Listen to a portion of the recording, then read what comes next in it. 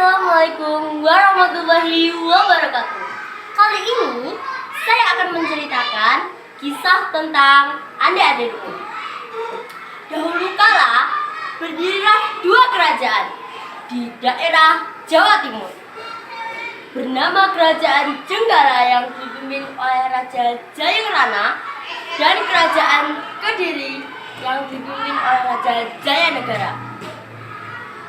Untuk mempersatukan kerajaan dan menghindari peperangan, dijalinlah ikatan pernikahan antara Panji Asmarabangun dengan Dewi Sekartaji.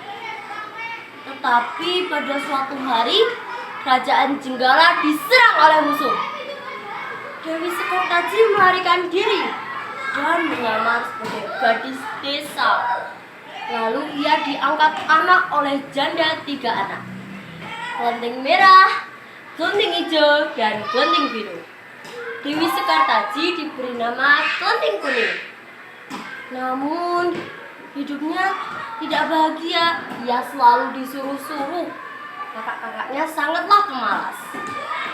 Di kerajaan, Panji Asmarabangun telah berhasil memenangkan peperangan. Namun ia sedih karena Dewi Sekartaji pergi meninggalkan kerajaan. Ia mengerahkan seluruh pengawal untuk mencari Dewi Sekartaji. Didapatlah seorang informasi bahwa ada perempuan yang mirip sekali dengan Dewi Sekartaji di desa Dadapan. Panji Asmarabangun langsung bergegas ke sana. Ia menyamar sebagai ande-ande lumut yang mencari jodoh. Berita itu terdengar di telinga ketiga Kelenteng.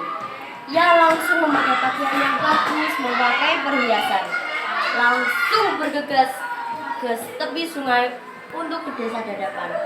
Namun Kelenteng Biru berkata, "Hei Kelenteng Kuning, kamu tidak usah ikut.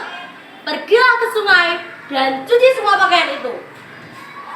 Kelenteng Kuning yang merasa sedih langsung membawa pakaian dan pergi ke sungai. Lalu ia bertemu dengan seekor burung bangau yang memberinya sebuah cambuk.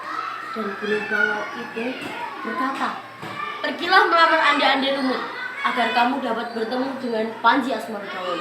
Bawalah cambuk ini." Ketiga kakak dan ibu tirinya telah sampai di tepi sungai. Namun mereka kebingungan. Tidak ada satupun perahu atau jembatan yang dapat mereka seberangi. Datanglah seekor kepiting raksasa bernama Yuyu Kangkang. Ia menawarkan diri untuk membantunya menyeberang, tapi dengan satu syarat. Mereka harus mau menciumnya. Ibu dan kakaknya menyanggupinya. Lalu ia menyeberang ke tepi sungai yang lain untuk ke rumah ande-ande lumut. Kelenteng Kuning pun juga sampai di tepi sungai. Ia bertemu dengan seekor kepiting raksasa bernama Yuyu Kangkang. Ia menawarkan bantuan dengan syarat yang sama, tetapi Kelenteng Kuning menolak. Ia tidak mau mencium Yuyu Kangkang. Tapi Yuyu Kangkang memaksa. Ia keluarkan cambuk dan menepis air sungai. Air sungai surut. Yuyu Kangkang yang ketakutan langsung menyeberangkan Kelenteng Kuning.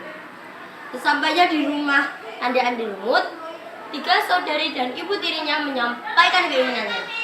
Namun ande-ande lumut menolak. Ia tahu bahwa mereka bekas mencium Yuyu Kangkang. Kelenteng Kuning sampai di sana. Ia menceritakan apa yang sebenarnya terjadi pada ande-ande lumut dan menginginkan apa yang dia inginkan. Ande-ande lumut tahu bahwa itu adalah Dewi Sekartaji karena ia tidak mau mencium Yuyu Kangkang. Ande-ande lumut dan Kelenteng Kuning membongkar penyamarannya. Ibu, kakak, dan Mbok Rondo pun sangat terkejut. Ibu kakaknya sangat kecewa. Dan ande-ande lumut dan Dewi Sekartaji kembali bersama. Mereka akan pergi ke istana. Tapi ande-ande lumut tidak mau meninggalkan Mbok Rondo.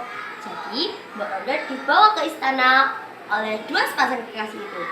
Sesampainya di istana, mereka langsung menjalankan pernikahan antara Panji Asmarabangun dengan Dewi Sekartaji.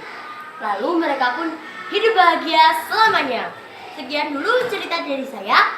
Wassalamualaikum warahmatullahi wabarakatuh.